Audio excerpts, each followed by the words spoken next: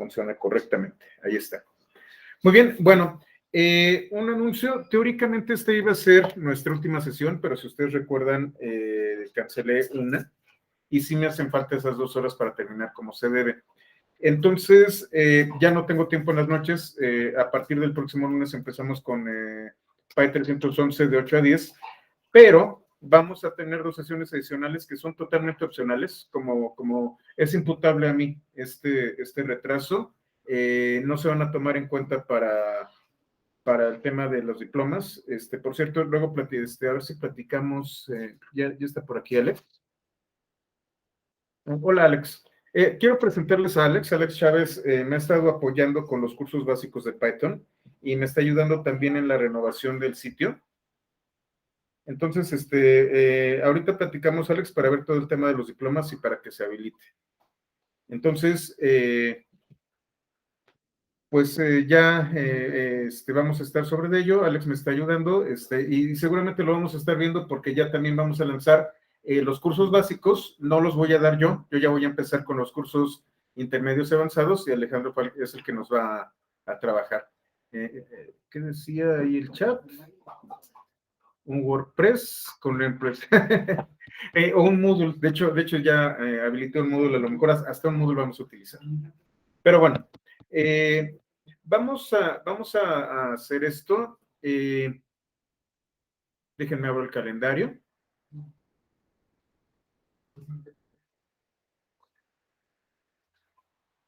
Entonces, no, no, el de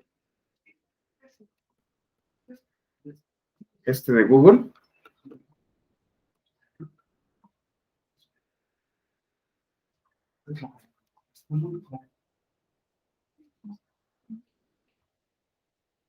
Entonces voy a duplicar de diseño y desarrollo.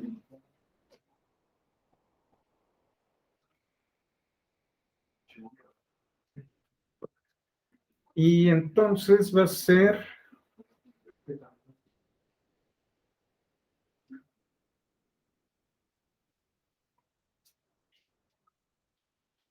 el 6 y el 7.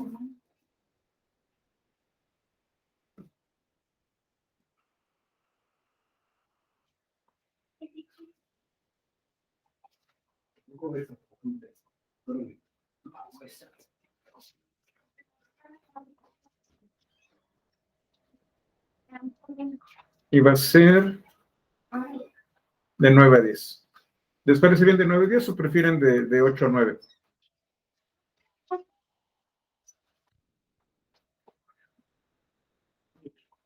Yo creo que de 9 a 10 para que les dé tiempo de desayunar. ¿De 8 a 9, Mario? ¿María? Ah, pues voy a vamos a colocar otra adicional. Bueno, no sé, vamos a dejar que, sí, empieza a las 9, sí, lo sé. Sí, de hecho, sí también lo pensé. ¿Saben qué? Sí es de 9 porque sí, muchos empiezan a trabajar a las 9. Vamos a dejarlo de 8 a 9. Ahí nos levantamos un poquitito más temprano. Porque sí, algunas personas por su horario, sí, ok. Entonces va a ser de 8 a 9, sí. De todas formas, no es obligatorio. Si se les hace muy temprano, no se preocupen. Voy a estar tomando los videos. Pero bueno, lo interesante es que podamos interactuar. Entonces, vamos a dejarlo de 8 a 9 para que las personas que empiecen a trabajar a las 9 tengan la oportunidad. No, al contrario, de verdad estoy muy apenado por tener que cancelar. Pero bueno, ¿cómo se llama? Vamos a terminar. Me interesa mucho que veamos el tema. Yo creo que el lunes vamos a ver el tema de cómo se hacen las comunicaciones asíncronas, porque no lo vamos a ver hoy. Y el martes, Apache Camel tiene una interfaz amigable. Déjame averiguar, Roger. Apenas estoy jugando con él y creo que no hay interfaces amigables para Camel. Déjame ver. Entonces, pues la verdad, gracias a ustedes he seguido con este esfuerzo durante 4 años y pues no les voy a dejar, no los voy a dejar colgados de la brocha. Pues bueno, vamos a empezar. Entonces ahorita lo vamos a hacer de 8 a 9.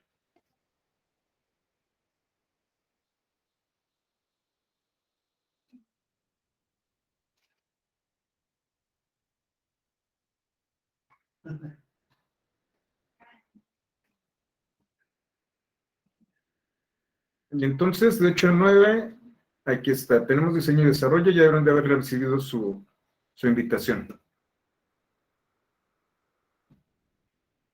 Y vamos a comenzar. Entonces, déjame traer lo de Camel. Ya, yo voy a trabajar el fin de semana sobre ello. Y bueno, vamos a regresarnos un poco al tema de tipado estricto. Ya sin prisa, vamos a ver un tema que quedó pendiente el día de ayer con respecto a tipado estricto. Hablamos de Pydantic. Déjenme, importo base model. Nosotros nos quedamos con los validadores, pero existe otra función que más que una función, yo creo que es por como tiene la sintaxis, yo pensaría que es de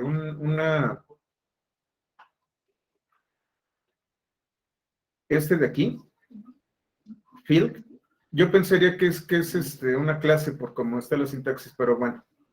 Vamos a ver dos temas que se nos quedaron un poquito en el tintero. Los tipos de datos aceptados por Pydantic. Esto es importante. Ustedes recordarán que vimos en un principio typing. Typing tiene muchas clases que definen cierto tipo de estructura de datos que maneja Python. Vamos a llamarle también clases, más que estructura de datos. Al final de cuentas, tipos y clases son prácticamente, no, son lo mismo en Python. Vamos a ver un poco cuáles son los tipos de datos que acepta Pydantic. Obviamente utiliza none. Los clásicos, bool, int, bytes, listos, estos son los tradicionales. Aquí ya empezamos a trabajar con nuevos, que son de qué. Tenemos fecha y hora en los distintos, en sus distintas modalidades, inclusive lapsos de tiempo con type delta, lo voy a hacer más grande. Any es un tipado muy especial. Any, cuando ustedes quieren recibir cualquier tipo de valor y quieren seguir con la sintaxis estricta, lo pueden utilizar. Annotated es cuando ustedes van a tener una función que va a contener anotaciones.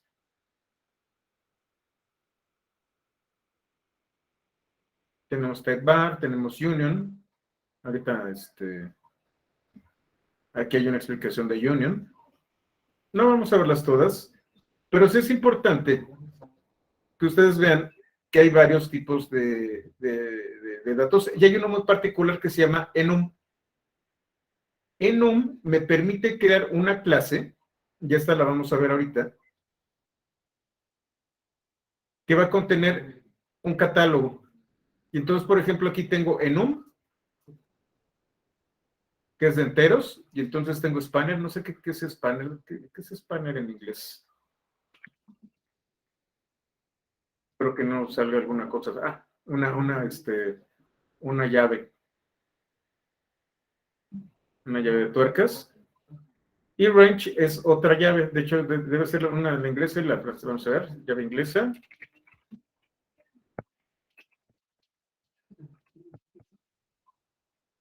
Debe ser una llave inglesa.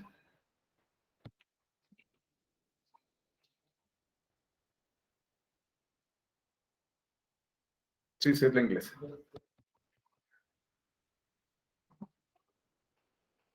Entonces, tenemos aquí que estos atributos van a tener un valor numérico. Y al final de cuentas, yo puedo utilizarlos para hacer mis catálogos. Este enum es el enum que nosotros vamos a utilizar. Si ustedes recuerdan, cuando vimos la definición, ¿dónde está?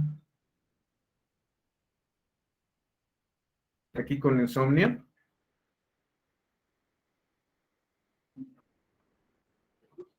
Cuando yo definí un catálogo de áreas de negocio, Aquí yo definí enum. Python también tiene una clase enum. De hecho, es parte de la biblioteca estándar y me permite generar este tipo de relaciones. Ahorita vamos a ver cómo funciona. Bueno, vamos a continuar. Tiene enums, formatos de fecha, total, un montón de formatos. Callable otra vez. Entonces es un método, una función lo que tenemos ahí. Un tipo en general. Hay un montón. List, también, bueno, un montón. A partir de esto, yo puedo, pues, tener un catálogo de clases que puedo obligar a Python que respete a través de Pydantic. Me permite generar clases que van a estar muy restringidas. Y para generar un esquema completo con validación, yo tengo field. Field me permite definir algunas características, por ejemplo, esta. Tenemos default, yo puedo dar un valor por defecto. Sí, default factory, que es un callable, una función que me va a regresar algo. Yo puedo darle un alias al campo, incluir un título para la descripción, una descripción. Puedo generar constantes y puedo evaluar valores. Mayor que, mayor o igual, menor o igual, bueno, menor que, menor o igual, múltiplo de algo, un número mínimo de elementos en caso de que yo tenga una lista, número máximo de elementos, y aquí es tamaño de una cadena de caracteres.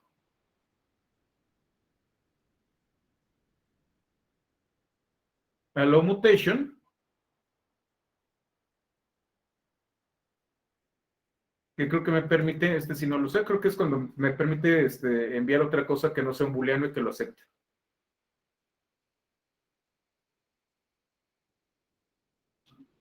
Ah, no.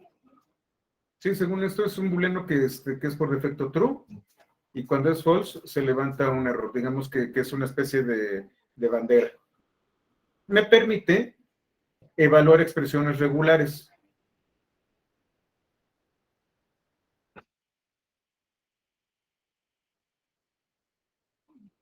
Y entonces yo lo que puedo hacer es añadir field como un valor, bueno, como un objeto que se lo estoy asignando a este atributo. Entonces, ¿qué estoy haciendo aquí? Cuenta está entre 1.000.000 y 9.999.999. En este caso, str tiene un valor por defecto que es vacío. Y aquí tengo otro field en donde le digo que tiene que ser mayor o igual a 0 y menor o igual a 10. Y entonces con esto,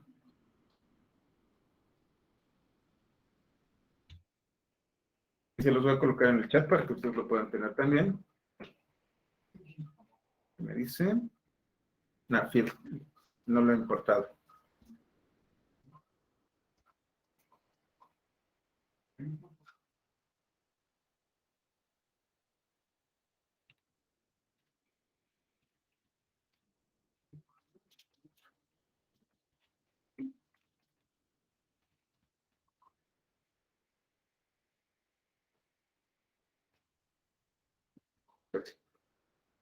Creo que fue un error.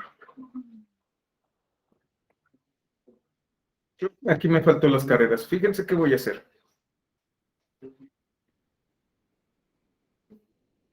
Yo voy a tener la clase y también voy a importar aquí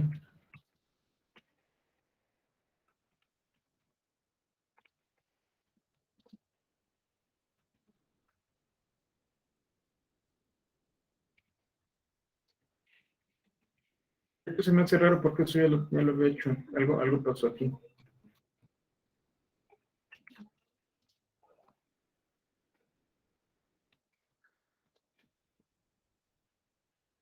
Entonces voy a tener, por ejemplo, sería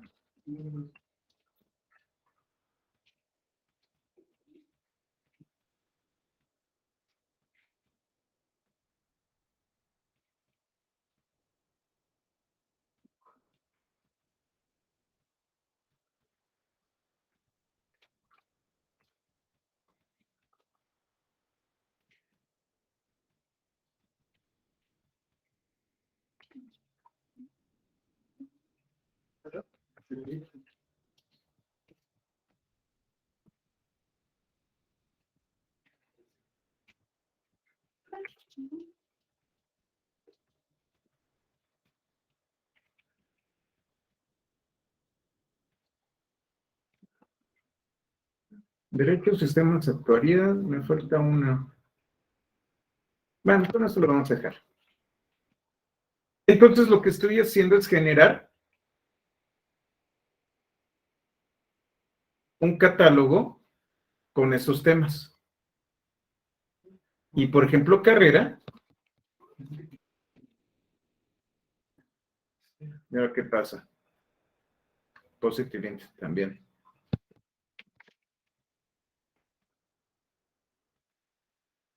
Tengo la impresión de que estos apuntes no los... Por ahí hubo un problema con un commit. Seguramente por ahí hay una versión que tiene todo esto. Esto ya lo tengo hecho. Entonces ya está. ¿Qué fue lo que me traje? Me traje field y el tipo positive int. Este tipo positive int, está definido aquí.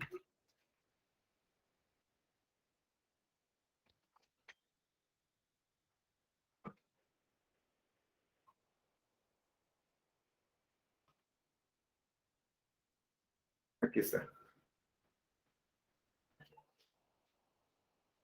Entonces es un entero positivo.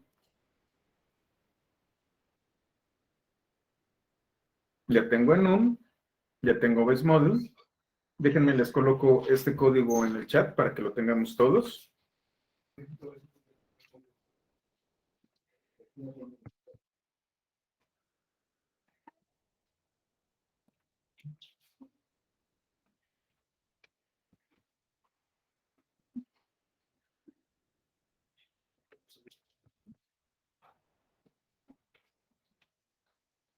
Ahí está, ese es el código completo.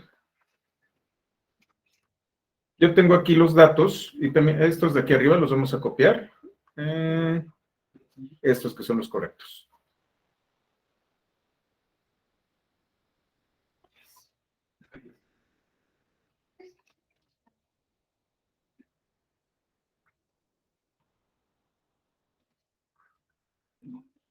Ah, no, estos no son correctos. Fíjense, si tengo medicina, por ejemplo, en carrera. Si yo trato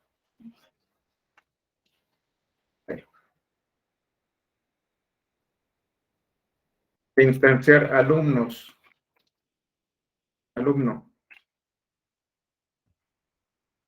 lo trato de instanciar utilizando los datos de carrera, los datos de aquí, me va a marcar un error.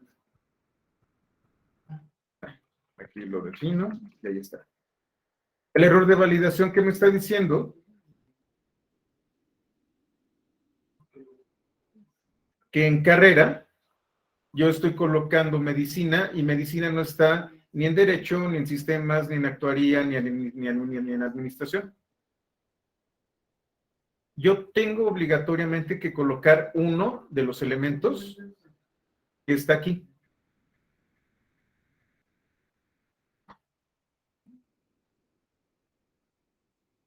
Entonces vamos a modificar estos datos.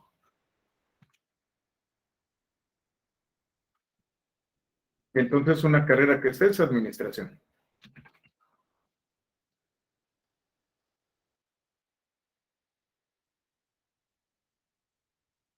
Yo vuelvo a tratar de instanciar.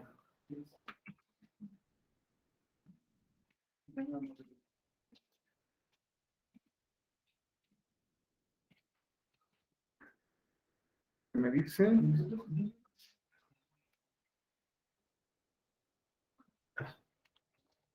Siempre se me olvida el shift enter. Y ahí está. Como no hubo errores, se instanció alumnos y ahora se lo asigné al número de alumno.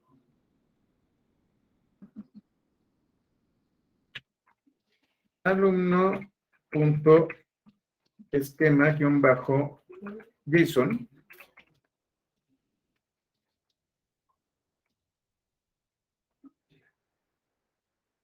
Y entonces, title es el encabezado, que es alumno. ¿De qué tipo es? Objeto, y estas son sus propiedades.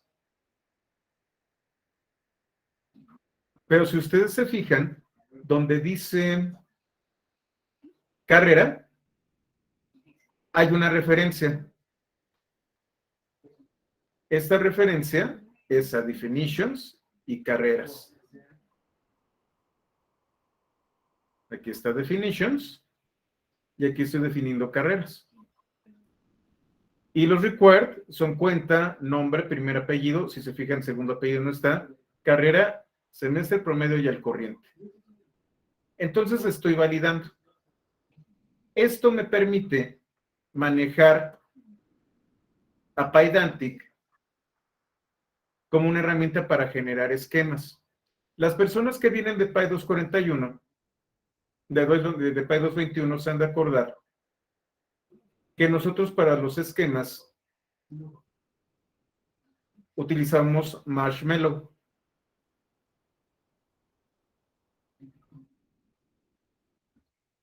Y era algo parecido. Tenía una clase, aquí tengo Marshmallow con SQL Alchemy, y definí esto así. ¿Cuál es la ventaja que tenemos utilizando PyDantic?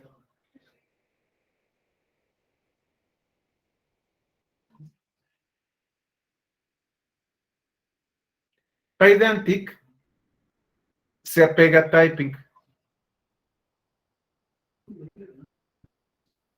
Es mucho más natural. Si ustedes están entrando al mundo de Python 3, el tema de los indicadores de tipo ya tiene que ser algo que ustedes deben de conocer. De hecho, si ustedes se fijan en mi IDE, aquí, cuando yo hablo, por ejemplo, main.py, que ya no me marcó el error, qué maravilla. Cada vez que yo abro un documento que tiene la extensión .py, se va a ejecutar MyPy, va a evaluarlo y va a ver si yo tengo bien definidos mis tipos. En este caso, pues no hay problema, en este caso, sí hago algunas definiciones completas de MyPy. Ahorita vamos a ver este código, lo vamos a ver a detalle. Pero ya, por ejemplo, vamos a ver, ¿dónde están los plugins? Las extensiones. Hay una extensión de MyPy. Yo la tengo instalada aquí en Visual Studio Code. Entonces, cada vez que yo hago tipados de este tipo, lo estoy validando directamente en mi IDE. Tengo un linter. Y el linter se encarga precisamente de validar a través de MyPy que estoy ejecutando los tipados correctamente. Esto ya es parte del lenguaje. Esto es algo que vamos a estar usando constantemente. Era una de las grandes críticas que se le tenían a Python y en este momento ya está siendo subsanada utilizando typing y utilizando PyDantic, por ejemplo. Hay muchas otras herramientas que puedo yo utilizar para aprovechar el tipado, los indicadores de tipado en Python. Esto hace que ya conociendo Python de manera más moderna, más actualizada, sea muy natural poder utilizar PyDantic. Voy a minimizar esto porque lo vamos a estar utilizando. Y field es este elemento que me permite colocar restricciones, o por ejemplo un default.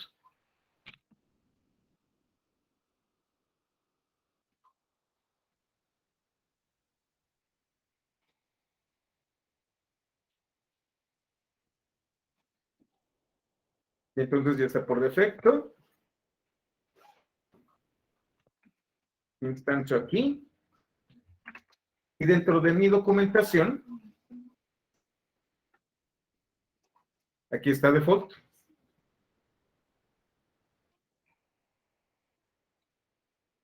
Esto hace que la documentación con OpenAPI sea muy rápida, que sea prácticamente automática. Pydantic nos ahorra muchísimo trabajo.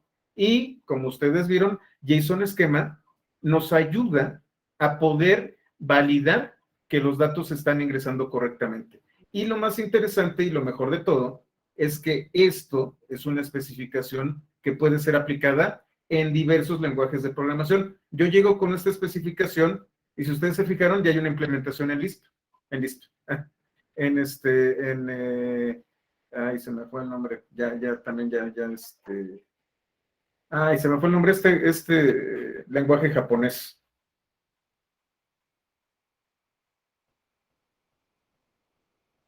No, no es kanji. No, ¿cómo se llama? Ruby. Ruby es japonés. ¿Qué tan común es ver Pydantic en los codebases actuales? Es muy reciente Pydantic. Yo calculo que todavía no hay demasiado, pero pues otra vez nos tardamos 10 años de Python 2 a Python 3, así que somos muy pacientes en la comunidad. Al final de cuentas son buenas prácticas. Y puedes guardarlo en bases de datos como Mongo. De hecho, pues ya es un JSON. Tan fácil como eso, Rafael. Tienes razón. Efectivamente.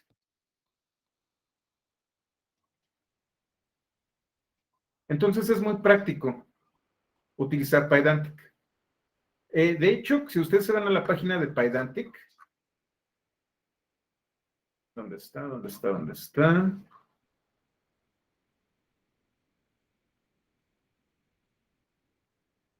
Ok, pydantic.org. ¿Por qué no está esto aquí bien puesto? A ver, déjenme ver. Está mal esa liga.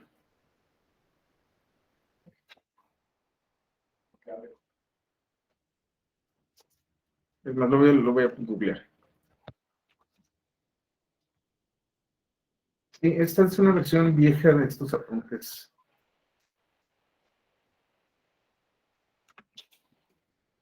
Los voy a colocar en el chat.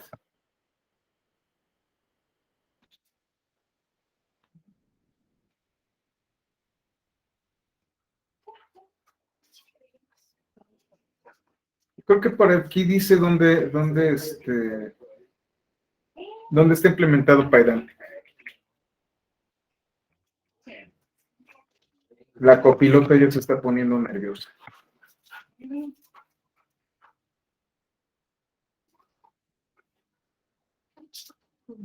Creo que no.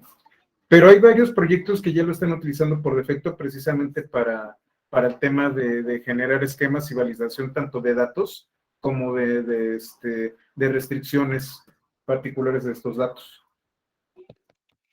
Cada vez se va a volver más popular y vale la pena que lo conozcamos de una vez y nos familiarizamos con él. A partir de esto, y de hecho esta es una de las cosas que más me agrada de este framework, un físico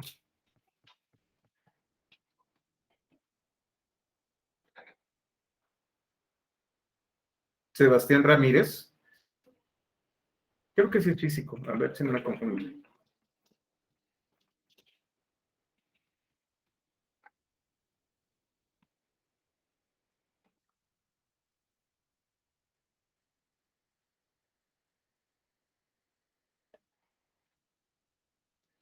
Este cuate, mira nomás el bigotazo, orgullosamente latinoamericano,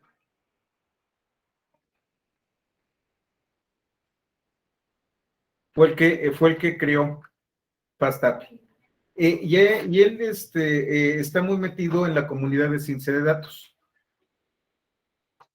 No, Ricardo, creo que es colombiano. Déjenme lo reviso bien. Los programadores colombianos no saben qué buenos son.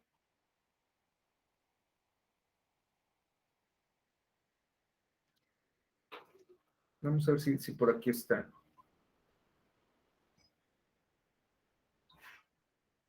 Bueno, ahorita lo busco, pero sí, es colombiano, sí, creo que estoy segurísimo que es colombiano, de hecho ahí estaba la bandera, colombiano en Alemania. Te iba a decir, Sergio, ahí estaba la bandera de Colombia. Entonces, él está muy metido con el tema de ciencia de datos y aprovechó todas las ventajas que tiene Pydantic y que tiene Python 3 y que tiene Typing. Y si ustedes se fijan, FastAPI apenas tiene 3 años y su liberación inicial fue en 2018. De hecho, apenas va a cumplir 3 años su liberación. Dentro de 5 días va a cumplir 3 años FastAPI. Y entonces, si ustedes recuerdan, Flask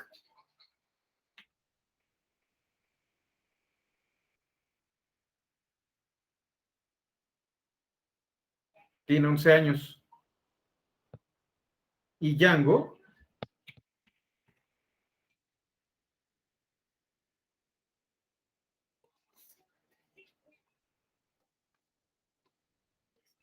2005.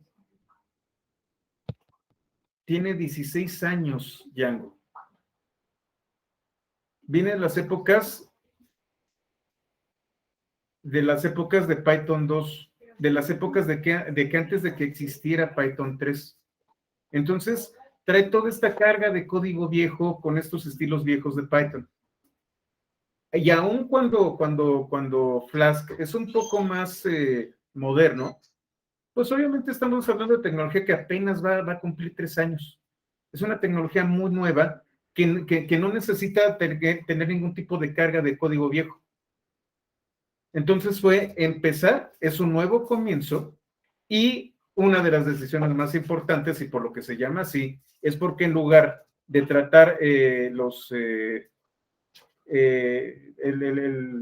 paradigma de MVC, el patrón de MVC, se está yendo directamente a manejo de APIs.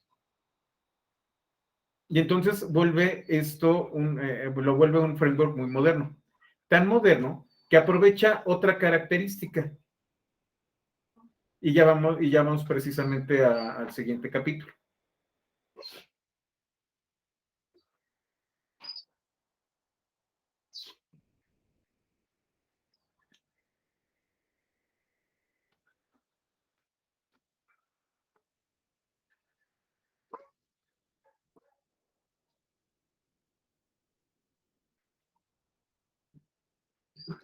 Y entonces ya entramos con FastAPI. FastAPI, como lo dice aquí, es un proyecto mucho más reciente que Django y Flask y ha adoptado varias innovaciones de Python 3 y se ha enfocado a la creación y despliegue de APIs. Por debajo de FastAPI hay un framework, otro framework llamado Starlet. Starlet me permite a mí generar servicios web.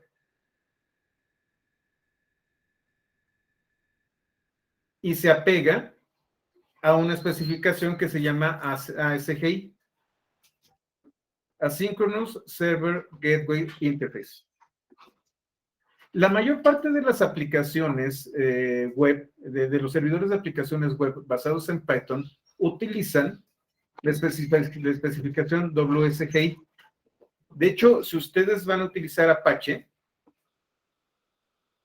y creo que lo vimos con Django, utilizamos la extensión WSGI para conectarnos con Apache. Esta es la extensión que nos permite hacer eso. De hecho, creo que es WSGI Mods.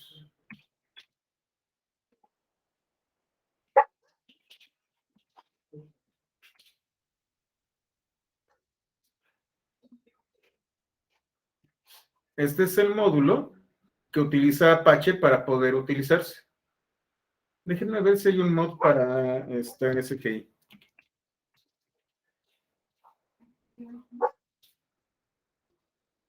No, no.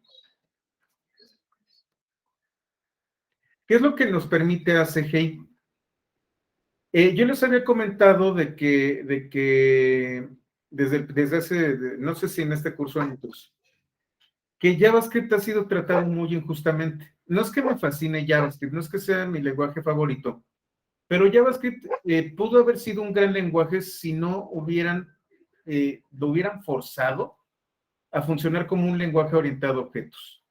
Yo a JavaScript lo veo como un lenguaje funcional, bastante bueno, un lenguaje orientado a eventos, que fue el primer lenguaje realmente orientado a eventos que ha existido, y además un lenguaje diseñado para comunicaciones asíncronas. De hecho, cuando nosotros hablamos de JavaScript y sobre todo de ECMAScript, si ustedes se acuerdan, había un relajo con los callbacks y de que definían funciones que se quedaban ahí eternamente esperando. Y a partir de ECMAScript,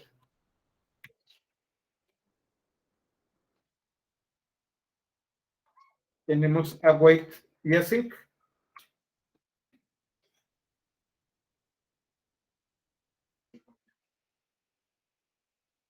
que son funciones que me permiten esperar mientras se ejecuta algo. Está la función y la función va a estar en espera. No se va a estar ejecutando, sino que va a estar en espera hasta que ocurra un evento. Como yo les comentaba, JavaScript es un lenguaje orientado a eventos. ¿Cuál era el problema que tenía de diseño? Que cuando ustedes definían una función en JavaScript, esta función estaba corriendo y estaba generando un pequeño thread, estaba consumiendo recursos mientras ocurría algo. Cuando yo utilizo async, la función es definida, pero no se va a ejecutar hasta que ocurre el evento. Y entonces tenemos async y await. Esto es lo que vamos a ver el lunes, cómo funciona async.io en Python. Son funciones asíncronas que solamente se van a ejecutar cuando sean llamadas, cuando haya datos, cuando puedan funcionar. Y entonces tenemos dos vertientes. Una vertiente es el cómputo paralelo y otra vertiente es el cómputo concurrente. No son lo mismo. Cómputo paralelo es tener múltiples nodos de cómputo trabajando de manera unísona y balanceando las cargas de cómputo a lo largo de este gran clúster de procesadores. Cuando nosotros hablamos de concurrente, hablamos de que vamos a tener uno o dos o tres procesadores que pueden dejar en pausa un proceso. Y una vez que lo dejan en pausa, pueden aceptar otros procesos. Puede cancelarse puede cancelarse la transmisión, pero el proceso no va a interrumpir a los demás. De hecho por ahí había un muy buen ejemplo respecto a colas. A colas de una tienda de comida rápida. Déjenme ver si se los presento el lunes, porque de eso se trata. Al final de cuentas, cuando tú utilizas el cómputo tradicional, vas a esperar a que se termine de ejecutar algo para seguir con el siguiente proceso. Cuando tú tienes comunicaciones asíncronas, si se tarda o se pierde la conexión al proceso, simplemente lo dejas en espera y atiendes al siguiente.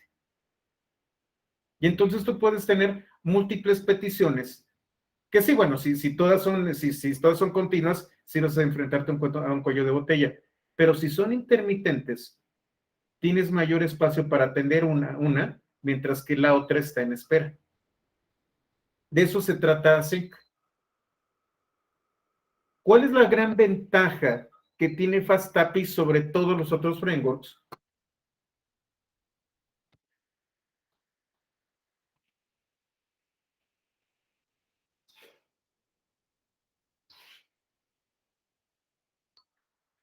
que Fast API. Ah, de hecho el ejemplo está aquí. Aquí está el ejemplo de la tienda de hamburguesas. De que ustedes pueden definir una función de manera tradicional o pueden utilizar código asíncrono. Y aquí está lo de las hamburguesas. Es más, les voy a pasar esta liga y con calma la leen.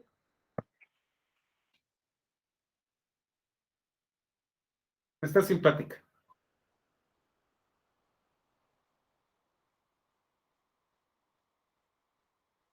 Y entonces lo que hace bastante eficientemente, ¿cómo se llama? Fast API, es que ustedes pueden hacer una definición de funciones asíncronas directamente en una ruta. Esa es la gran ventaja que tiene Fast API. Por ejemplo, a partir de la versión 3, déjenme, ya estamos en la versión 2, vamos a ver qué tiene de async Django.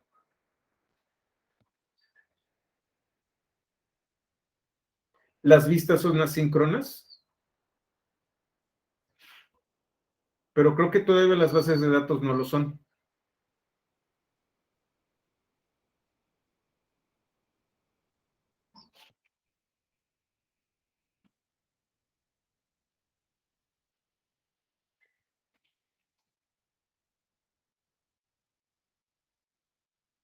Creo que no.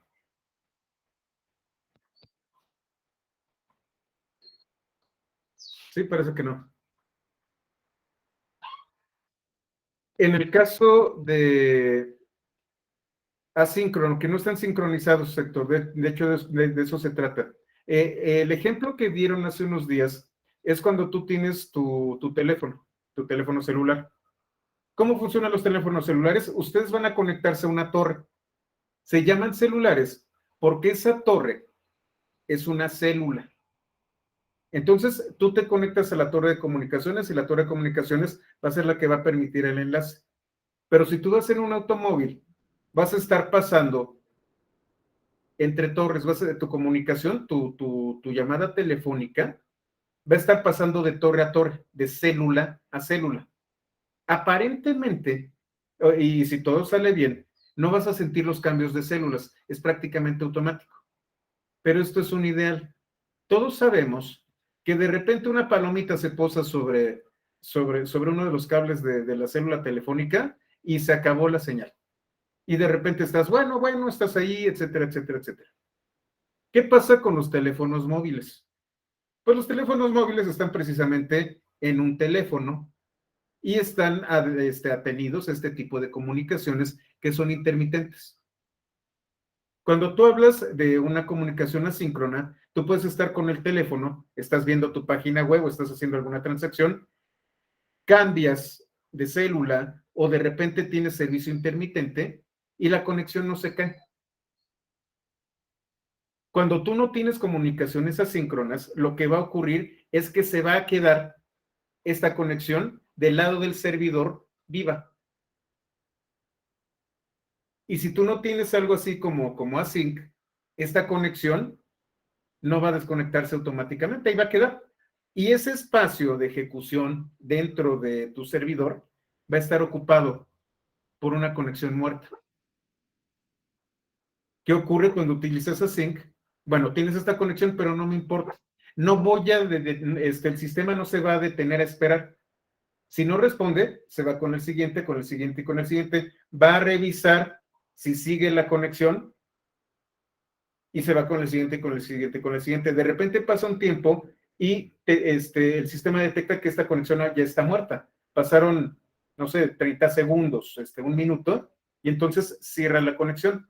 Pero ese minuto no se perdió esperando a que la conexión se restableciera. Simplemente se dejó ahí y se siguió con otros procesos. ¿Queda claro el tema de asíncrono, Héctor?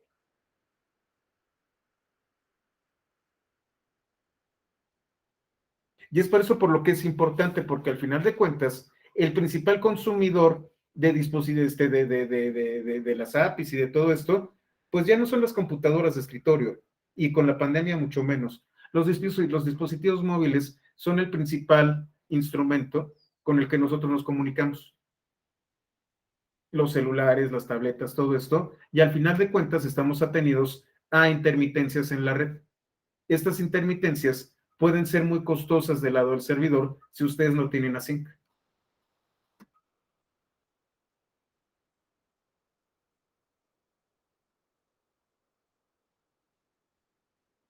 Bueno, y para que todo esto funcione, si ustedes recuerdan, nosotros no podemos permitir que un servidor de aplicaciones web se comunique directamente con el usuario.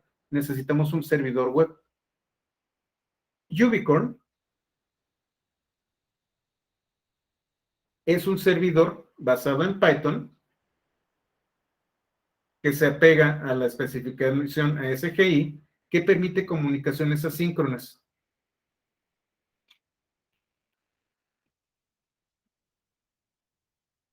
Nginx sí nos permite manejar peticiones. Según yo, sí me permite realizar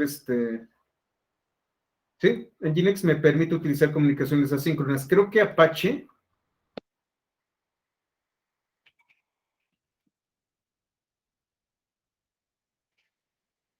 Me parece que sí.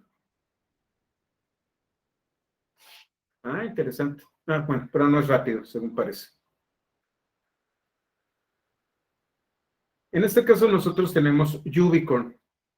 Antes de Ubicorn,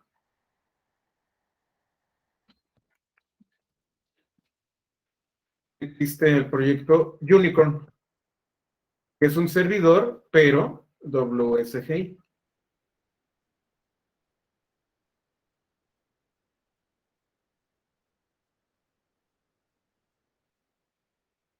Para poder utilizar FastAPI, nosotros necesitamos Ubicorn.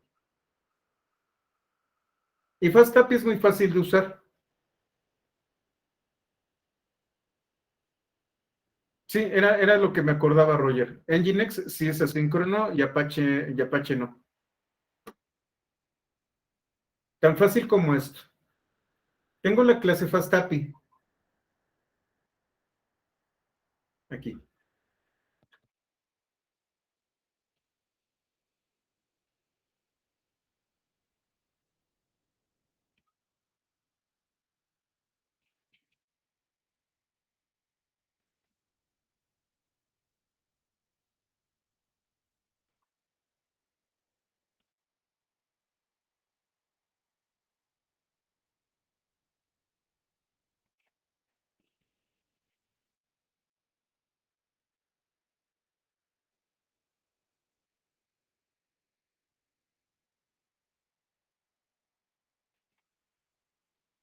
El componente que crea una aplicación al ser instanciado. Esto, los que vienen de Flask, se han de acordar. App igual FastAPI, y en este caso no tenemos que colocar nada por defecto como argumento. En el caso de Flask, ustedes aquí tenían que colocar name con doble guión bajo. Aquí no. Y de manera muy similar a Flask moderno, yo voy a tener un método y este método una ruta. Entonces, para el método get, en la ruta raíz, yo voy a definir una función. Una de las grandes ventajas que tiene FastAPI es que si el programador no está acostumbrado con async, puede definir funciones tradicionales. Y de manera automática va a notar la diferencia FastAPI. Otra de las ventajas que tiene es que por defecto ya regresa JSON. ¿Qué otra ventaja tiene?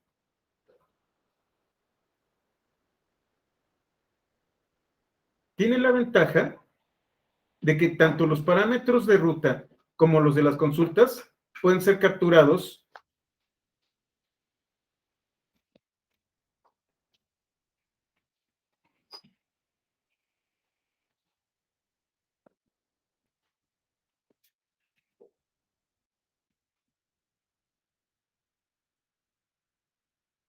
La voy a colocar así como keyword args en la función.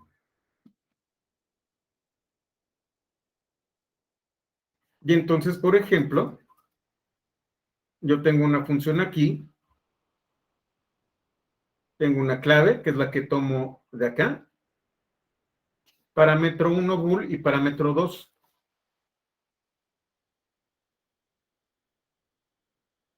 Tengo un keyword arg, que es para clave, un keyword arg para un parámetro y un keyword arg para el otro parámetro.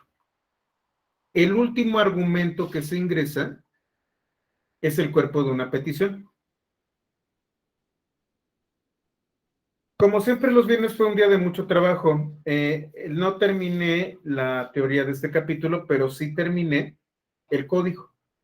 ¿Dónde está el código? Y me gusta más el código. Aquí, en src FastAPI. Vamos a verlo.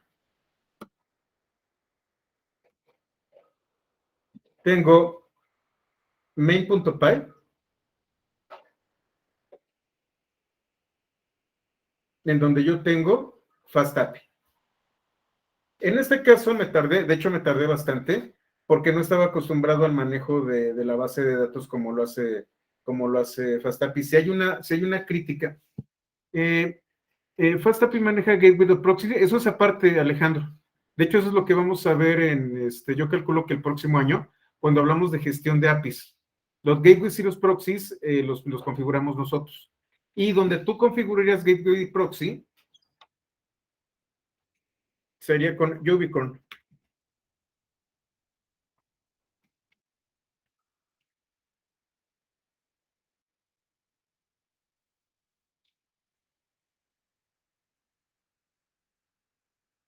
Déjenme ver si hay algo. Aquí está en deployment. Ubicorn es el que se encarga de eso.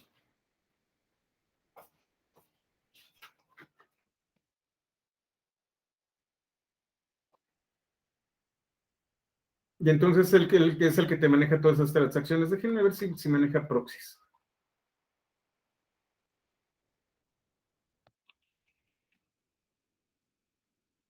Parece que sí.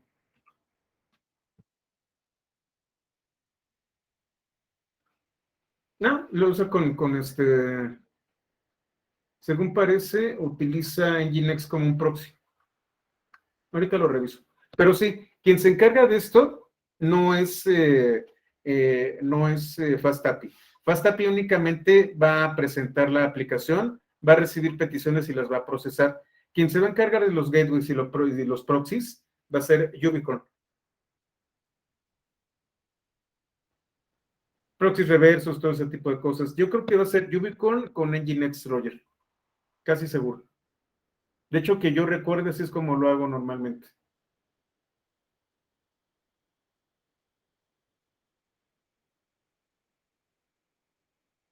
Entonces, bueno, vamos a continuar.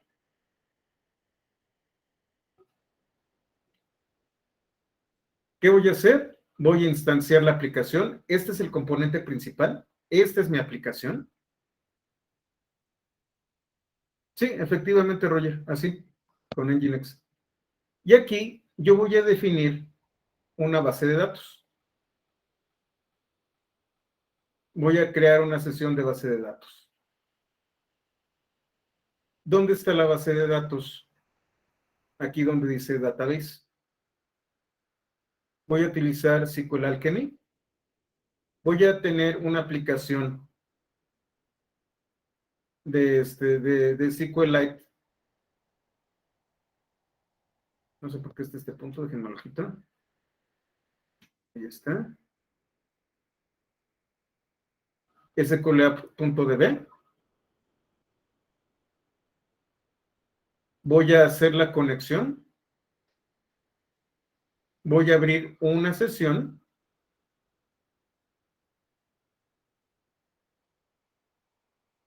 Y voy a crear mi base. A partir de esta base yo voy a crear mis modelos. Sí, Sergio, de hecho es justamente lo que comentaba, lo que vende Fastapi. De hecho, si nos vamos a su sitio, es lo primero que dice. Alto rendimiento como Node.js y Go.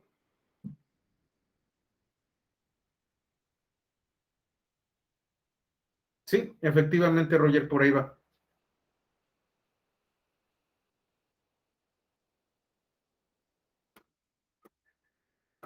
Entonces, bueno, vamos a continuar. Aquí yo defino la base de datos. No tiene prácticamente nada que ver con FastAPI, pero vale la pena que lo veamos. Es más, lo voy a ver directamente aquí.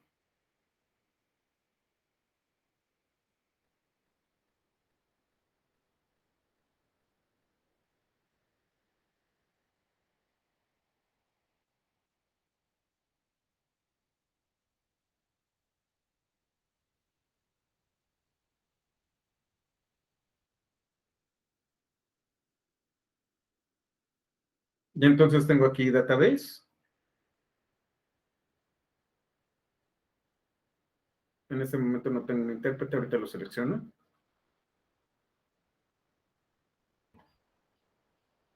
Aquí hago todas mis relaciones con la base de datos. Esta está dedicada a SQL Alchemy, es para crear la base de datos.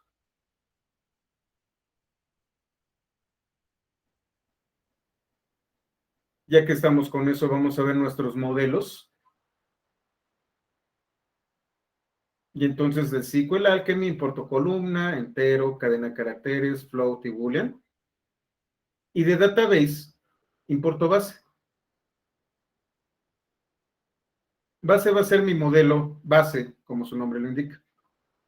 A partir de ahí, hago una subclase y genero una clase cuyos atributos van a estar ligados a una base, a una tabla en la base de datos. La base de datos se va a llamar alumnos. Y entonces voy a tener la base de la tabla alumnos, voy a tener la columna cuenta, la columna nombre, la columna primer apellido, la columna segundo apellido, carrera, semestre, promedio y al corriente. Y cuando yo instancie objetos de esta clase, van a ser los campos, pero van a ser los registros y cuenta, y el atributo cuenta de esa instancia va a ser un campo, nombre otro campo, primer apellido, y así sucesivamente. ¿Qué estoy haciendo aquí? Estoy utilizando un ORM. Estoy relacionando un objeto con una tabla de base de datos. Más bien con un registro en una base de datos. La clase es la tabla y otra vez, sus instancias son los registros. Eso es lo que vamos a hacer con estos modelos. ¿Qué voy a hacer? Yo voy a extraer de la base de datos la información y también voy a escribir en ella cuando se envíe. Voy a hacer operaciones de ABC, altas, bajas y alumnos. Altas, bajas y cambios. Ahora, además de los modelos, yo voy a generar esquemas. Un esquema define qué datos son aceptables. Este archivo, esquemas.py, utiliza Pydantic, Base Model, Field y Positive Int. Y de typing, yo voy a traer optional, que de hecho creo que no lo puse. Ah, no sé, ahí está. Optional me dice que el tipo de dato aquí es optional, que puede ser cualquier cosa. Y me voy a traer en un. ¿Qué estoy haciendo? Pues lo que vimos en el capítulo anterior. Defino carreras. Arquitectura era la que me faltaba. Tengo mi enum de carreras. Y tengo otra clase llamada alumno. Esta clase está basada en Base Model de Pydantic.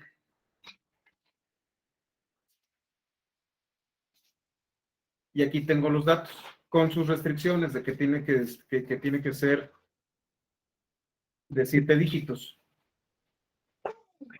Este es opcional. Este semestre es un entero positivo. No me importa si está a 200 semestres, si es un fósil, pero tiene que ser positivo. Y promedio tiene que ser entre 0 y 10. Así calificamos el ejemplo. Al corriente es un booleano. Y aquí viene la parte interesante. Yo tengo una clase dentro de alumno que tiene una serie de configuraciones. Esto indica que puede llevarse bien con un ORM, que yo puedo crear una instancia a partir de los datos de este esquema. Entonces, un objeto alumno creado con estos datos, yo fácilmente lo puedo alimentar como los atributos de una clase. Tengo dos esquemas.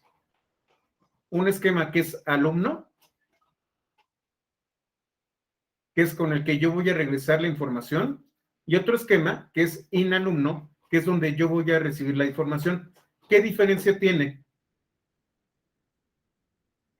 Le falta cuenta a inalumno. ¿A qué se debe de que le falte cuenta? Cuenta, yo la voy a estar ingresando como una parte de la ruta. Y lo que yo voy a hacer aquí es evaluar el cuerpo de la petición que voy a estar recibiendo. Si voy muy rápido, me detienen, porque no todos han estado en los cursos y no todos tienen el mismo conocimiento, el nivel de conocimiento con respecto a esto. ¿Voy bien? A ver, Rafael, ¿esa clase de carrera podría venir de un catálogo de base de datos? No. La que podría venir de un catálogo de base de datos es la que está en Models. Esta es la que se comunica con la base de datos. Esta es la que se va a comunicar con las interfaces, con las APIs. Estos esquemas van a validar los datos de entrada y de salida de la API.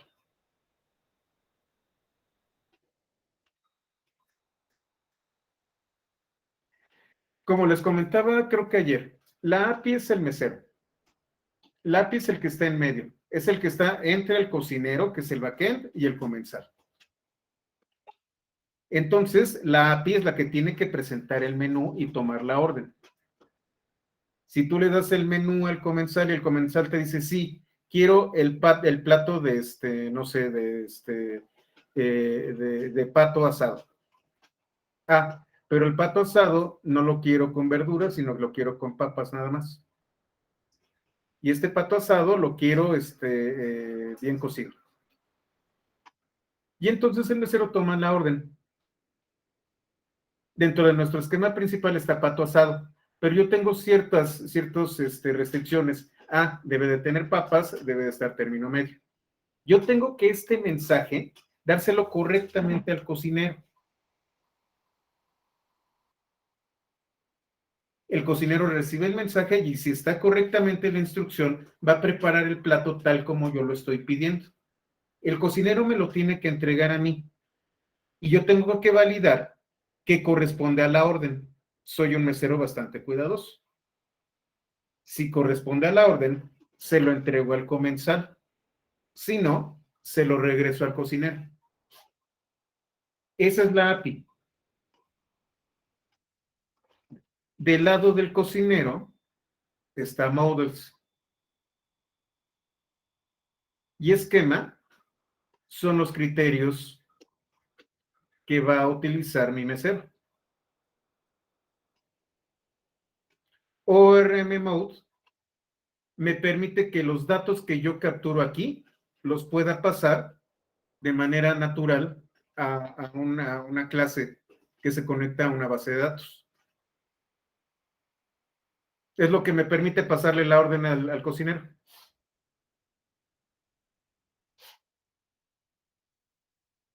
Eso es lo que hace ORM Mode. esa transición hacia la base de datos es esto. Simplemente le digo, habilítame a que tú puedas construir un objeto con los datos que yo tengo aquí. Eso es lo que hace. ¿Queda claro?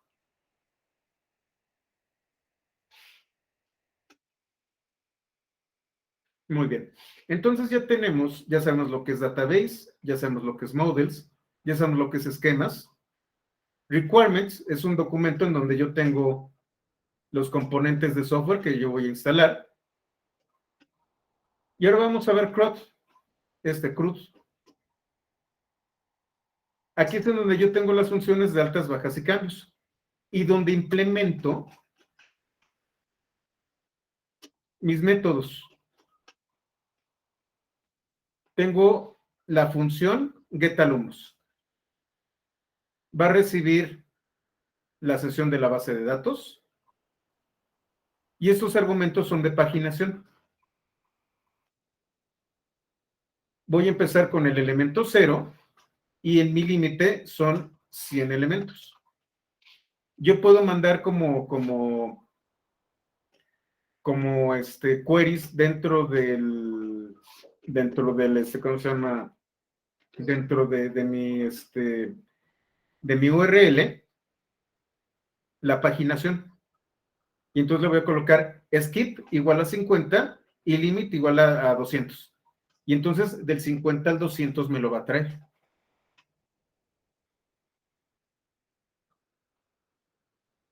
Y aquí no es otra cosa más que una operación en la base de datos. Que es lo que le estoy diciendo, que haga un query a alumno, a la base de datos en alumnos, que empiece en 0 y que llegue a 100 y que me traiga todos.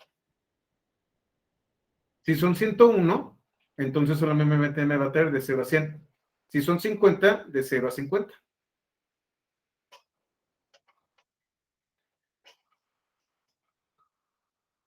Esta me va a traer toda la base de datos. Nada más que paginada. Este de aquí, getAlumno, pues tampoco, traté de ser lo más explícito con el nombre de la función. GetAlumnos es para traerme a todos los alumnos. GetAlumno es solamente con un alumno. ¿Qué es lo que voy a hacer? Bueno, tengo que ver en qué base de datos voy a hacer las operaciones y el número de cuenta.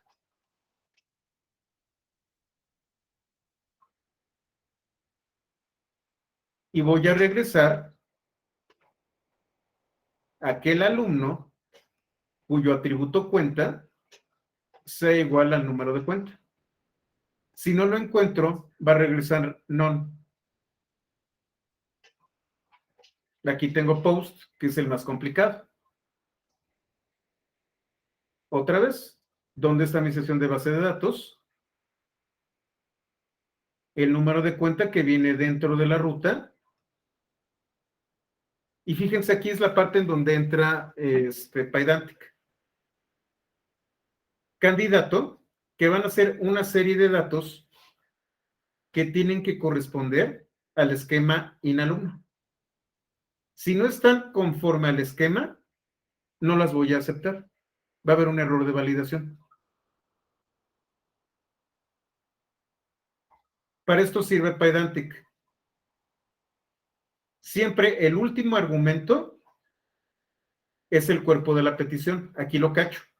Y le estoy diciendo, el cuerpo de la petición se va a llamar candidato y tiene que ajustarse a lo definido en inalumno.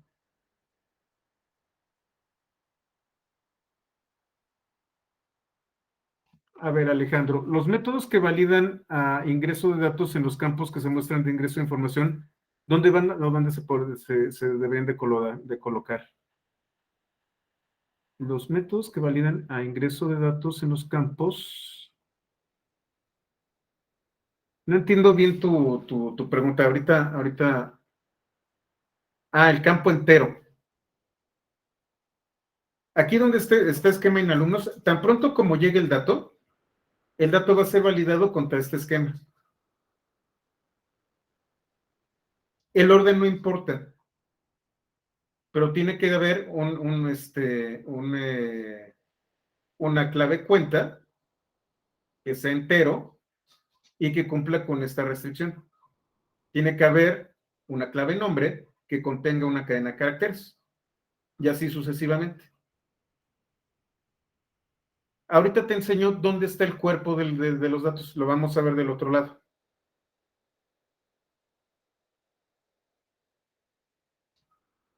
Ahí es en donde se validan. Así es, Fernando.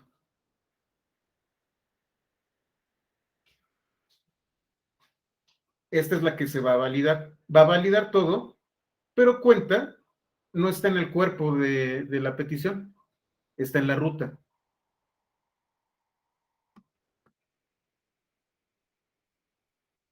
Vamos a continuar aquí en este cruz.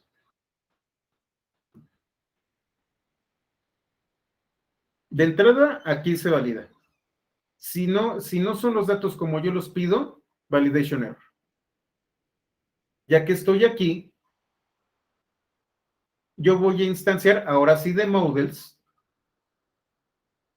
un objeto basado en la clase alumno. La clase alumno de models. Cuenta, lo estoy capturando aparte. Entonces le estoy diciendo que el atributo cuenta es igual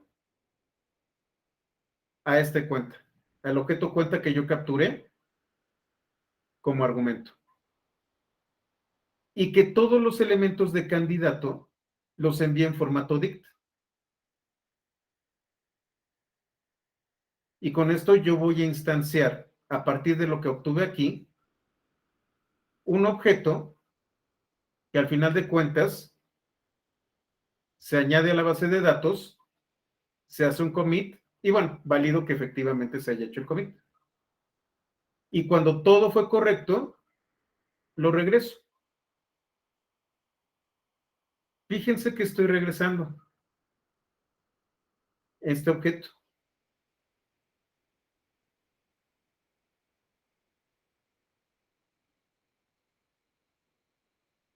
Es un objeto que tiene atributos y que al final de cuentas yo no tengo que convertir ni hacer nada. FastAPI se va a encargar de que lo que yo estoy enviando aquí, de que sea serializado, convertido en JSON y enviado.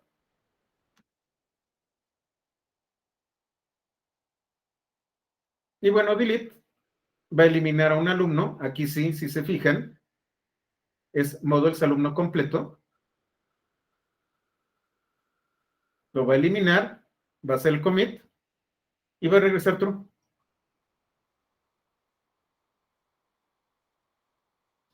Entonces tengo estas 4 funciones. Estas 4 funciones las voy a ligar a una ruta y a un método. ¿Dónde las voy a ligar? En main. Y entonces aquí habilito la base de datos, me traigo el typing, de typing me traigo listo, ahorita les platico por qué. Me coloco FastAPI, depends tiene que ver con la base de datos. Ahorita vamos a ver depends. Y FastAPI también maneja excepciones. De hecho, nada más es una. Esa. Obviamente me voy a traer mi sesión para poder comunicarme con la base de datos. Y aquí tengo CRUD, models y esquemas. Bueno, y database. Me estoy trayendo todos estos elementos que ya definí y aquí es en donde los voy a hacer trabajar.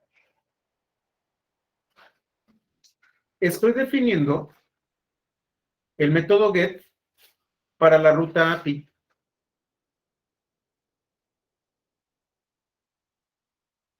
Y por cierto, ¿qué hace vuelcabase aquí? Déjenme ver dónde está vuelcabase.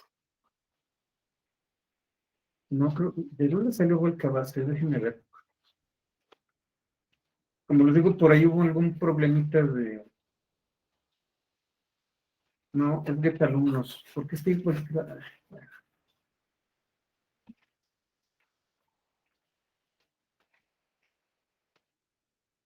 Ah, no, ya está, ya sé qué hice, perdón.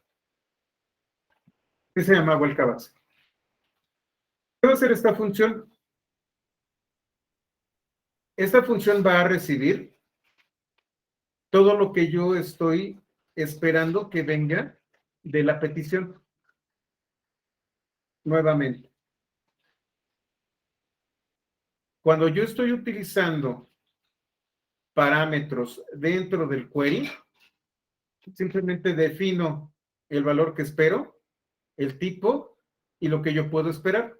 Si le coloco un valor por defecto, entonces no va a marcar un error, no es obligatorio que se dé. Entonces, ¿qué estoy diciendo? Yo espero un skip y un limit, y el valor por defecto es 0, y el valor de limit por defecto es 100. Voy a regresar de 0 a 100.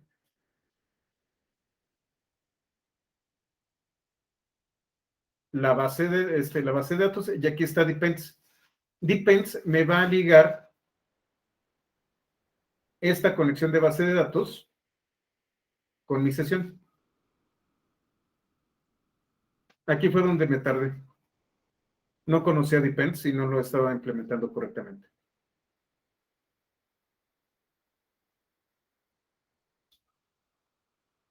Si la cuenta existe, se tendría que agregar un nuevo método. Pues sí, podríamos utilizar por ejemplo, aquí me podría faltar put, o podrías utilizar un delete y luego un post.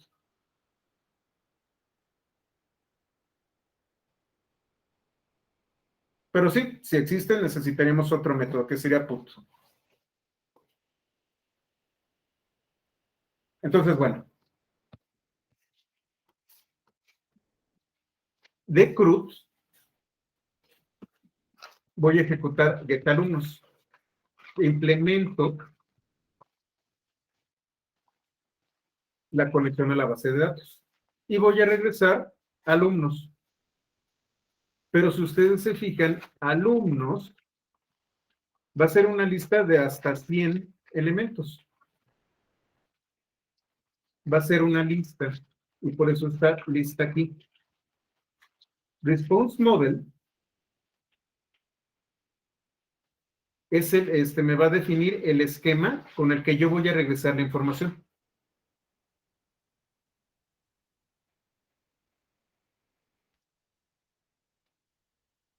Si se fijan, cuando yo tengo get y post, bueno, cuando tengo los get y los post, tengo response model que voy a regresar. En este caso es una lista de alumnos. Aquí tengo otro get. No, este de abajo, para que lo veamos mejor. Es más, voy a cambiar el orden para que se vea mejor.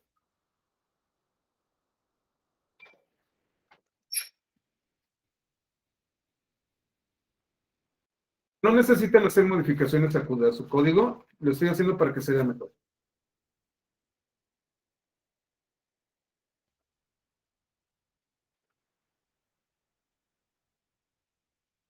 Aquí tengo un get. Y a partir de la ruta, yo voy a sacar el parámetro cuenta. Y lo voy a tomar aquí, como argumento.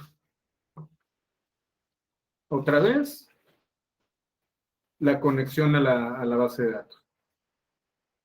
¿Qué estoy haciendo? Voy a hacer una búsqueda de alumnos por su número de cuenta.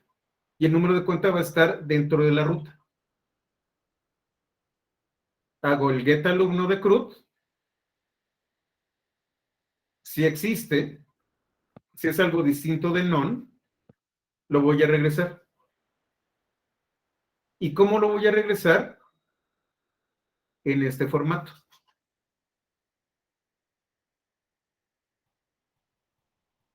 Si es none, un error de excepción con un código 404, recurso no encontrado. Luego tengo el post. En el post también voy a extraer el número de cuenta a partir de la ruta.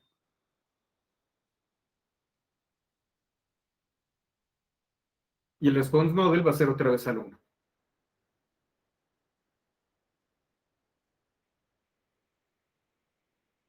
Si ustedes se fijan aquí, Tengo cuenta, que viene de aquí.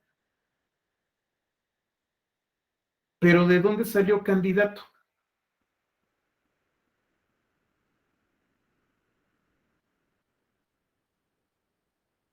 Yo no veo candidato por ningún lado. ¿Dónde lo caché? Este candidato es porque estoy cachando el cuerpo de la respuesta. No necesito hacer otra cosa. Simplemente aquel elemento que no esté definido es el que voy a cachar. Cuenta, ya lo tengo aquí. Candidato es un dato que yo no tengo. Simplemente tengo su definición de esquema, pero no tiene un valor por defecto. Aquel parámetro que no tenga valor es el que va a recibir el valor de lo que es el cuerpo de la petición. Y tiene que cumplir con lo que está en INALUMNO, porque estoy haciendo un alta.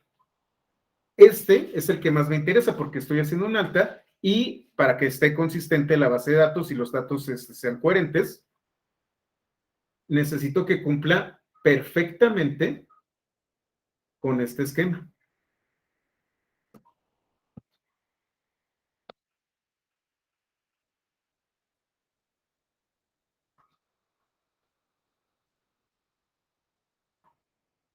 Y fíjense, recibo y lo primero que hago es hacer una búsqueda. Y aquí es al revés. Si ya existe este objeto, voy a mandar una excepción con código de error 400.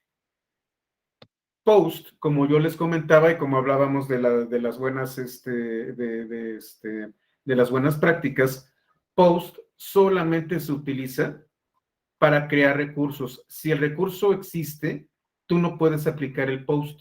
Lo primero que tengo que hacer es una búsqueda para ver si existe. Y si existe, error 400. Si no existe,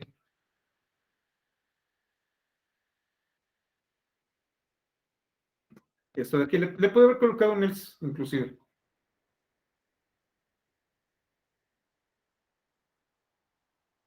Para que sea más elegante, le voy a colocar aquí un else.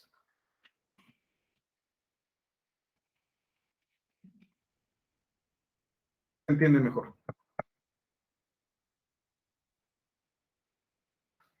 Si alumno no existe, entonces lo doy de alta.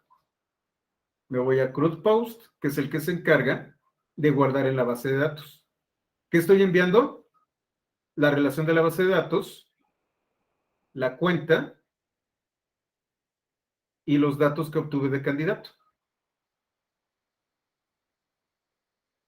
¿Qué hace CRUD?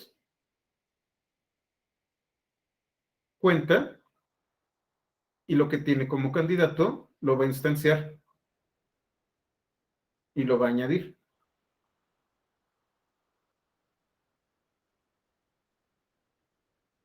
Sí, tú puedes colocarle como quieras. Al final de cuentas, tú tienes que colocarle aquí,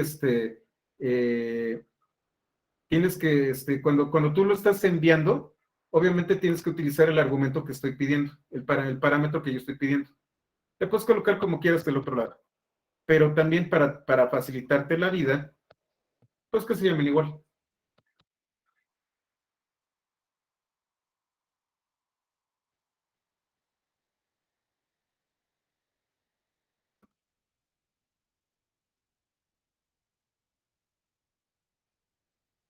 Y fíjense, inclusive yo hago la operación aquí y lo que me regrese este CRUD, lo voy a regresar. ¿Cómo le va a hacer para serializarlo y convertirlo en JSON? Eso realmente no me interesa demasiado.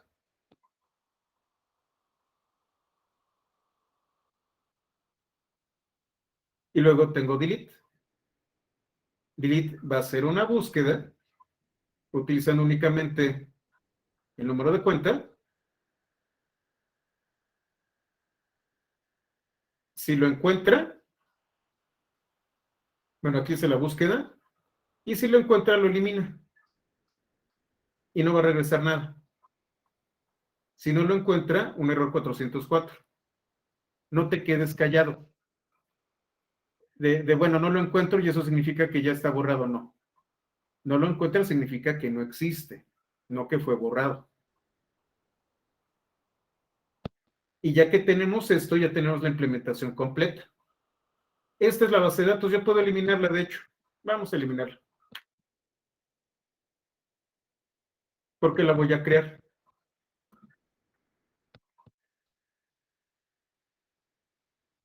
Y entonces en los apuntes, ustedes van a instalar Ubicorn, FastAPI y SQL Alchemy.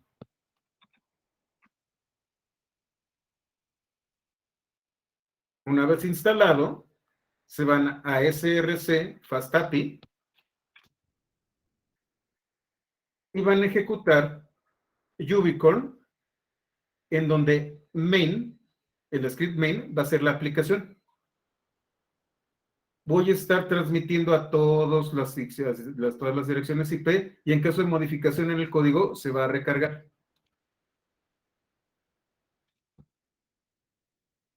Está transmitiendo en el puerto 8000. Localhost 8000. Y les va a mandar un error. ¿Por qué? Porque en la red yo no tengo nada implementado. En API es donde yo tengo implementado. ¿Y qué me va a dar?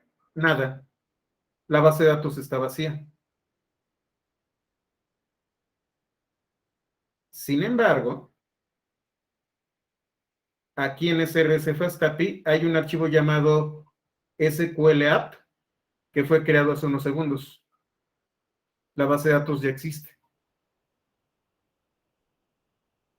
El capítulo 16 es el cliente. Déjenlo corriendo, no lo apaguen, que se quede aquí. Vamos a utilizar el 16.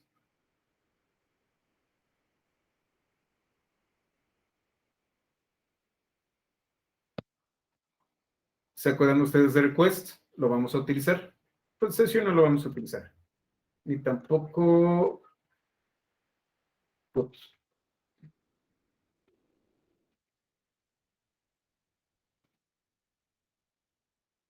Mi cliente, perdón, mi anfitrión está en localhost 8000. Para empezar, voy a poblar la base de datos. Voy a colocar dos elementos.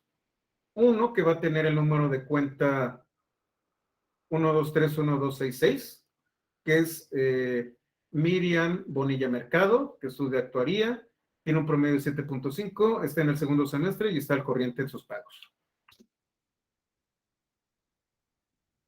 Y todo sale bien, les va a mandar un mensaje con un estado 200.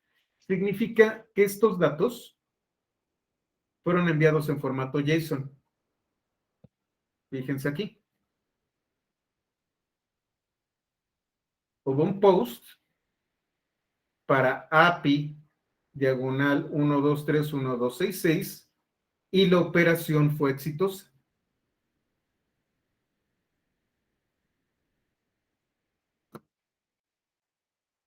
Vamos a hacer otro más. Vamos a tener a Eugenia Linares Pérez con número de cuenta 1231227. Otro mensaje de error, otro mensaje de estado 200. Y aquí está.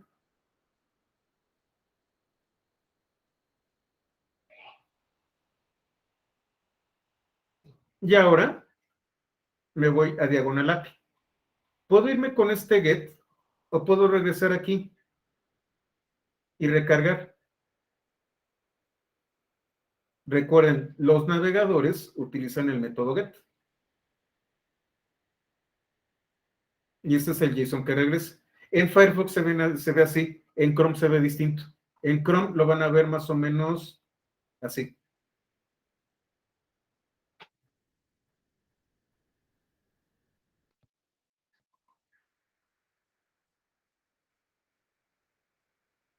Y ahora me falta verlo por acá. Lo que estoy haciendo es hacer una búsqueda de la base de datos. Obviamente solamente tengo 2 elementos, pero hay paginación.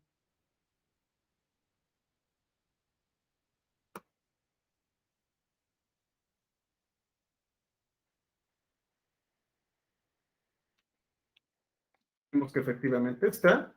Y lo único que me falta es el delete. El delete no debe de regresar nada. De hecho, debería de ser un 204. Lo voy a dejar así. Si yo me voy aquí a API, solamente hay un elemento.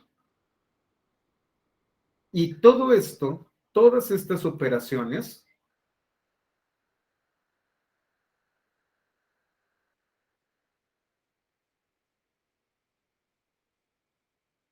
fueron guardadas aquí. Aquí está nuestra base de datos.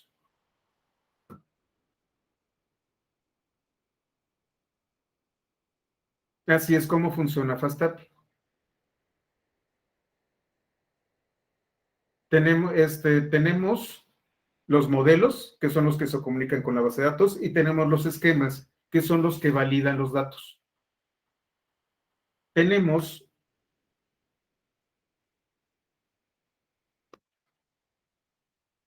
una serie de métodos y rutas que están ligados a una función. De hecho, yo, para verme menos elegante, el CRUD lo pude haber colocado aquí como código. Lo puse al revés, lo puse aparte. Aquí están mis funciones que realizan las operaciones. Es lo que implemento. Y aquí en main están los endpoints. Digamos que si ustedes son programadores de primera, tienen que hacerlo en distintos archivitos y scripts.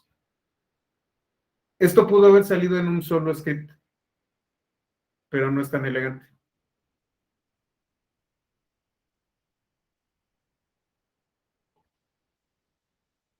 ¿Queda claro hasta aquí? Esto es OpenAPI. OpenAPI tiene otras ventajas y es lo que vamos a ver el lunes y el martes. El lunes vamos a trabajar un poco con Async. Déjenme ver cómo le hago porque al final de cuentas no se va a notar mucho. Yo creo que a lo mejor va a ser algo de teoría. Y vamos a trabajar el martes muy probablemente con GraphQL. Sí, está bien bonito. La verdad que sí, Alex. Estoy entre FastAPI y API Flask en mis preferencias. Ah, y hay algo más. Hay algo más que es el último grito de la moda con respecto a frameworks. ¿Se acuerdan ustedes de cómo se llama? De OpenAPI. Si se van a Docs,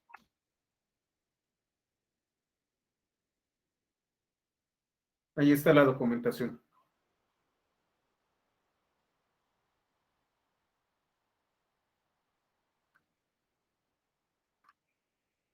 Y si se van a openapi.json,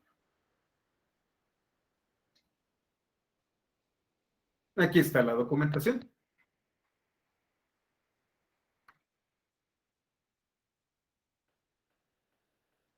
Nameco, ¿qué es eso, Luis? Luis Antonio. Ay, sí, ahí están los docs. Sí, ya me había acordado, casi se me olvida. Se autodocumenta también. No necesitan hacer nada. La documentación ya está integrada. Debido a que tiene Pydantic, documentar esto es increíblemente fácil.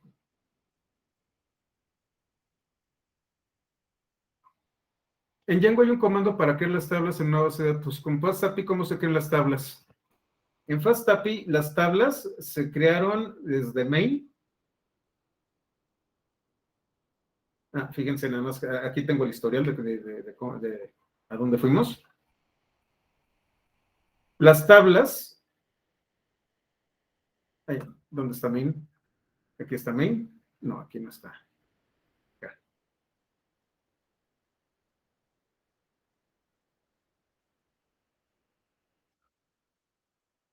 Este es el comando que crea las tablas. Create all. Este es el comando que crea la tabla utilizando base. Y ya creada la tabla, todavía no, perdón, crea la base, disculpen ustedes. Y tan pronto como yo hago el primer commit para añadir un elemento, entonces, a ver, no, esa sí no me la sabía, esa sí. Mira, a lo mejor es el siguiente curso, déjamelo reviso.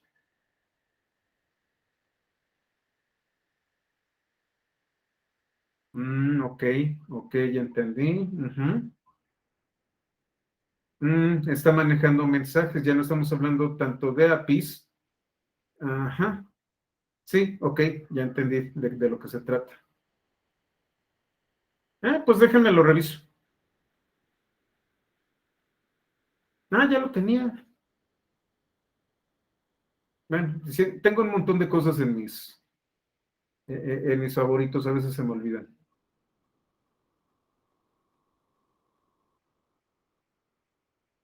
Ok, bueno, entonces vamos a llegar aquí el día de hoy. Ya gracias a Dios es viernes. Y entonces vamos a retomar las sesiones los lunes a las 8 de la mañana. Solamente va a ser una hora y es para reponer esas 2 horas que me faltaron. ¿Ok? Entonces no son obligatorias, no es obligatorio que estén ustedes para recibir el diploma, pero sí es importante porque vamos a hablar de esos temas que son diferenciadores. Vamos a hablar de GraphQL y vamos a hablar también de Async. Vamos a dar algunos ejemplos de Async. Sí, Ricardo, de hecho la parte interesante ¿cómo se llama? De SQL Alchemy, qué buena pregunta.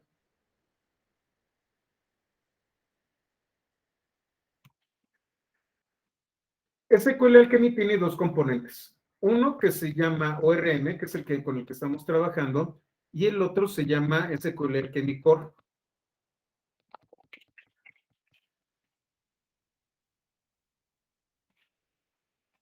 A decir verdad, yo quiero dar un curso particularmente de SQL, exclusivamente de lenguaje, y SQL Alchemy Core me permite conectarme a distintas bases de datos y utiliza un SQL que es genérico. Sí, va por mail.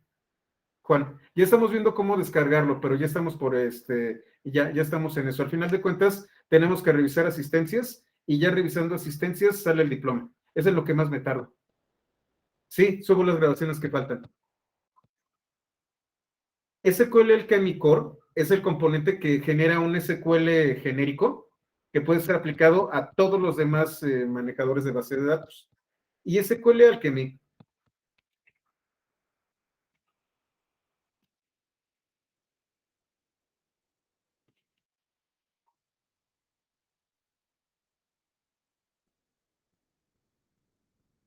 tiene unas cosas llamadas engines o engines.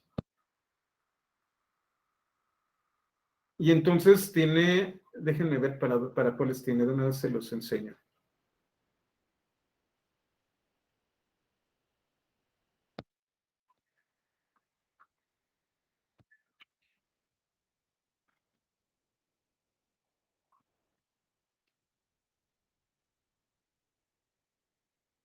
Ahí está. Maneja varios dialectos. Ya lo tenía ahí visible. Aquí está. Pues el SQL, MySQL, Oracle, MS SQL, Firebird, Sybase y otras.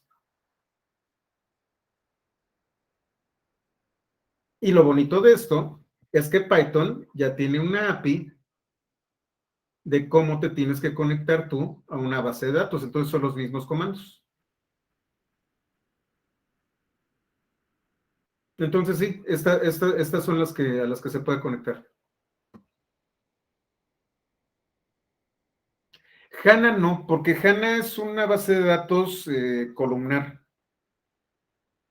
Entonces, yo utilizaría otras herramientas para conectarme con HANA. A ver qué pasaste, qué pusiste aquí, Luis Antonio.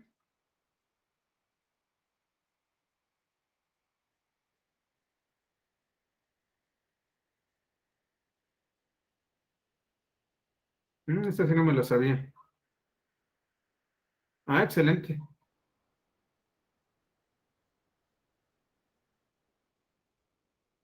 Ok, sí, fue lo que pasó en el chat, Luis Antonio.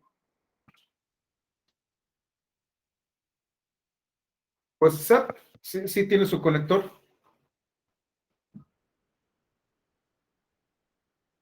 Ah, muy bonito, excelente.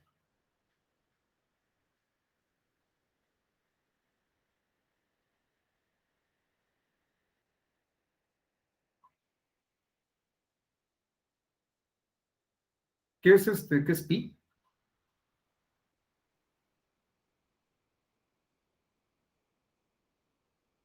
Ah, ok. Sí, no conozco mucho SAP, ni SAP HANA. De hecho, cuando trabajaba en la UNAM utilizaba Sybase, que ahorita es ay, se me fue el nombre de cómo le llaman.